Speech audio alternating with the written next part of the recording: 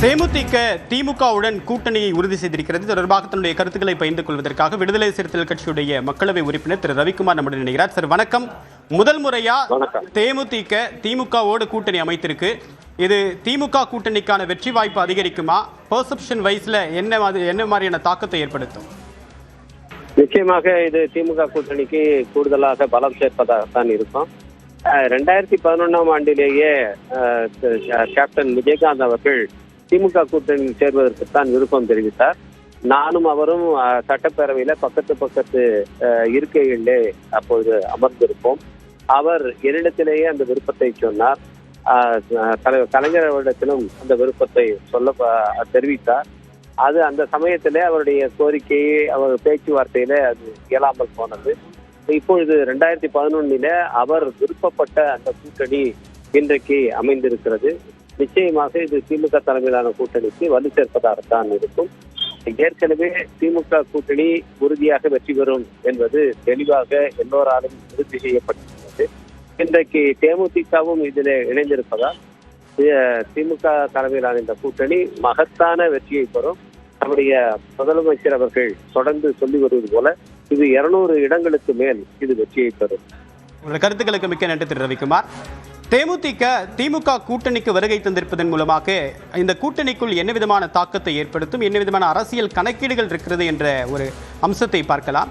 வட மாவட்டங்களில் குறிவைத்து தான் தாவேகா தலைவர் விஜய் தன்னுடைய பரப்புரையும் தேர்தல் வியூகங்களையும் ஆரம்பத்தில் தொடங்கினார். அதன் காரணமாக தான் விக்கிரவாண்டியில் முதல் மாநாட்டை மேற்கொண்டார்.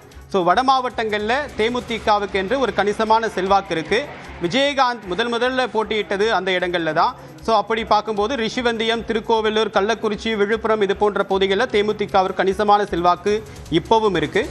ஸோ இதை தாவேகாவுடைய வாக்கு வங்கி பிரிப்பு மூலமாக தேமுதிகவை திமுக கூட்டணிக்குள்ளே கொண்டு வந்தது மூலமாக இதை ஒரு பேலன்ஸ் பண்ண முடியும் அப்படின்னு ஒரு வியூகம் இருக்கலாம். இன்னொரு பக்கம் காங்கிரஸ் கூடுதல் தொகுதிகளை கேட்கக்கூடிய வாய்ப்பு இருக்குது. கடந்த முறை வெவ்வேறு காரணங்கள் காரணமாக தான் 25க்கு நாங்கள் ஒத்துக்கிட்டோம், இப்போ கூடுதலான இடங்கள் வேணும் அப்படின்னு காங்கிரஸ் ஒரு பக்கம் டிமாண்டை மறைமுகமாக உயர்த்தக்கூடிய நிலையில் இல்லை, இப்போ புதிய கட்சிகள் கூட்டணிக்குள்ளே வந்திருக்காங்க அப்படின்னு அந்த எண்ணிக்கையை காங்கிரஸ் குறைப்பதற்கான வழிவகை செய்வதற்கான வாய்ப்பு இருக்குது. மாணிக்கம் தாகூருடைய கருத்து அப்படின்றது ஒரு முக்கியத்துவம் வாய்ந்ததாக பார்க்கப்பட்டது. இப்போ காங்கிரஸ் அது டேமேஜ் கண்ட்ரோல் மோடில் அது மாதிரியான அதிருப்தி கருத்துக்கள் வெளிவராமல் பார்த்துருக்காங்க. ஆனால் மாணிக்கம் தாகூர் கடந்த முறை யாரோடு போட்டியிட்டார் மக்களவைத் தேர்தல் அப்படின்னு பார்த்தா தேமுதிக பொதுச் செயலாளர் பிரேமலதா விஜயகாந்துடைய மகன் விஜய் பிரபாகரனுடைய இதுதான் போட்டிட்டாரு. 2 பேருக்குமே ரொம்ப கடுமையான போட்டி இருந்துச்சு. ஒரு 3000 சுற்ற வாக்கு வித்தியாசத்தில் தான் வெற்றி தோல்வி அப்படின்றது மாணிக்கம் தாகூர் வசம் சென்றது. அவர் தான் வெற்றி பெற்றாரு.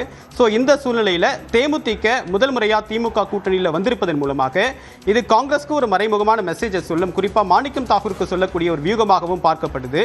இன்னொரு பக்கம் என்டிஏ கூட்டணியில் கடந்த முறை மக்களவைத் தேர்தலில் டிடிவி தினகரன் போட்டியிட்டார். இந்த முறை டிடிவி தினகரனை அதிமுக தலைமையிலான என்டிஏ கூட்டணி கொண்டு வந்திருப்பதன் மூலமாக ஒரு புதிய கட்சி என்டிஏக்குள்ள கொண்டு வந்திருக்கும் அப்படின்ற ஒரு பெர்செப்ஷனை அதிமுக கட்டமைச்சிருக்கு. பட் அதுக்கு ஈக்குவல் பண்ணக்கூடிய வகையில் தேமுதிகவை இப்போ கொண்டு வந்திருக்காங்க. ஸோ புதிய கட்சிகள் கூட்டணிக்குள் வரும் அப்படின்னு சொல்லிட்டு கடந்த சில வாரங்களுக்கு முன்னதாக துணை முதலமைச்சர் உதயநிதி ஸ்டாலின் சொன்னார். அதை மெய்ப்பிக்கக்கூடிய வகையில் இப்போ இந்த தேமுதிக திமுக கூட்டணிக்குள்ள வந்திருக்கு. ஸோ இது ஒரு மிக முக்கியமான ஒரு கவுண்டர் பேலன்ஸான அலையன்ஸ் ஸ்ட்ராட்டஜியை அதை பார்க்க முடியும். எல்லாவற்றுக்கும் மேலாக கடந்த முறை அதாவது 2005 தேர்தல் அரசியல் இருக்கக்கூடிய தேமுதிக 2011 தமிழ்நாடு சட்டமன்றத்தில் ஒரு மிகப்பெரிய எதிர்க்கட்சியாக அமரக்கூடிய வகையில் வாய்ப்பு இருந்தது. ஏன்னா 2011 அதிமுகவோட கூட்டணி அமைச்சிருக்காங்க. அதன் மூலமாக ஒரு அதிக எண்ணிக்கையில் திமுக விட கூடுதல் எண்ணிக்கையில் அவங்க வெற்றி பெறுறாங்க. பிரதான எதிர்க்கட்சியாக தேமுதிக சட்டமன்றத்தில் அமருது. ஸோ அதற்கு பிறகு தேமுதிகவுக்கு தொடர்ந்து இறங்குமுக தான் இருக்குது. அதாவது வெவ்வேறு கூட்டணிகளை அவங்க மாறி இருந்தாலும் கூட தனித்து போட்டிடுறாங்க. மக்கள் நல கூட்டணி தன்னுடைய தலைமையில கூட்டணி அமைக்கிறாங்க. தேசிய ஜனநாயக கூட்டணியில் போட்டிடுறாங்க. அதிமுக கூட்டணியில் போட்டிடுறாங்க. இப்படி எல்லா வகையான கூட்டணியும் தேமுதிகவுக்கு வளர்ச்சியை கொடுத்ததா அப்படின்னு பார்த்தா வளர்ச்சியை கொடுக்கல. மாறாக ஒரு இறங்க முகம் வாக்கு வங்கியும் சரிஞ்சிட்டு இருக்கு. வெற்றி வாய்ப்பும் பெரிய அளவுக்கு கை கொடுக்கல.